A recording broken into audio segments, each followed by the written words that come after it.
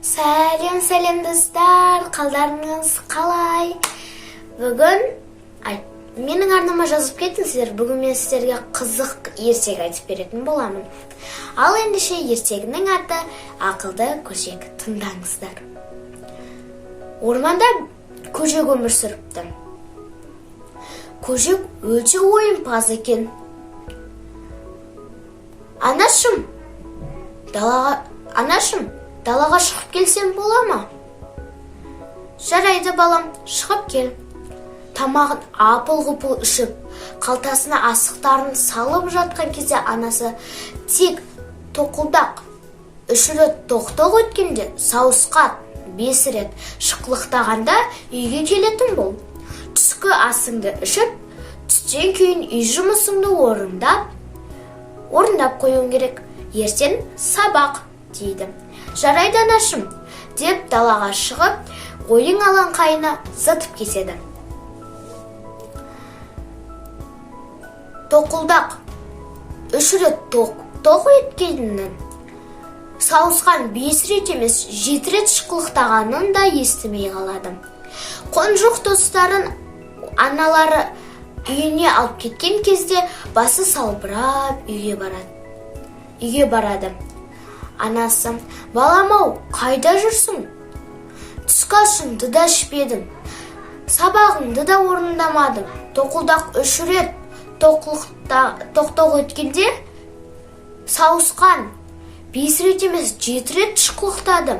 Қайда жүрсің? Деп ренжиді.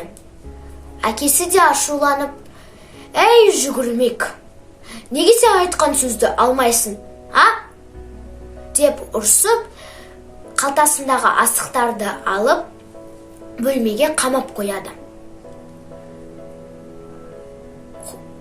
Көжекке бір ой келеді. Олар мені жақсы көрмейді екен. Онда маған неғып ұрысты? Олаздай мен әдейі кешіккен жоқпын ғой. Жай ғана ойынның ішіне кіріп кетіппін.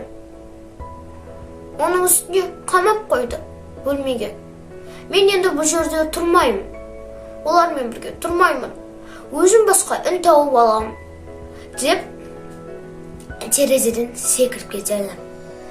Сол күні жаңбыр жауады. Ол шіріген ағаштардың бұтағына барып отыра қалады. Жаңбыр жауып жатқанынан қорқып, тоңып ұйықтап кетіпті. Таңертең құстардың шуынан оянып кетеді. Кеше көжек үйінен қаш кетіпті, дейді сауысқан. Тоқ, олаздай оны түнде жаңбырға қарамастан анасы іздепті, дейді тоқылдақ. Иә, анасы іздеп тіпті ауырып қалыпты, дейді тотым. Көжек: мені кеше түнде анам іздепті ғой, тіпті ауырып қалыпты. Олар мені жақсы көрмей ма десем, жақсы көреді екен ғой, деп ытқып үйіне кетіп қалып. Ағаштардың бұтағынан шығып, ытқып үйіне кетеді. Құстар әңгімесін жалғастыра алмай қалады. Үйіне кірген бойда анасы ауырып жатқан жерінен орнынан тұра қалып: балам-ау, құндызым менің, балапаным, көжектайым, алтыным, қайда жүрсің? Сен бізді қатты қорқыттың ғой, дейді. Әкесі де: балам-ау, біз саған жай ғана ұрыспаймыз, ақылды болсын деп ұрсамыз, жанымыз ашып ұрсамыз, деп арқасынан қағады.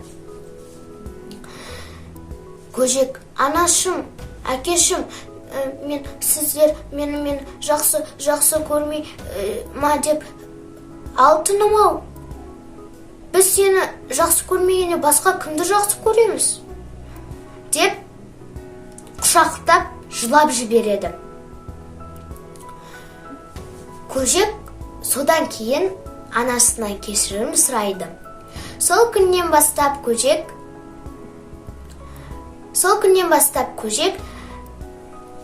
анасын уайымдатпайтын болған екен. Бірақ анасына көмектеседі. Тек ойнайды.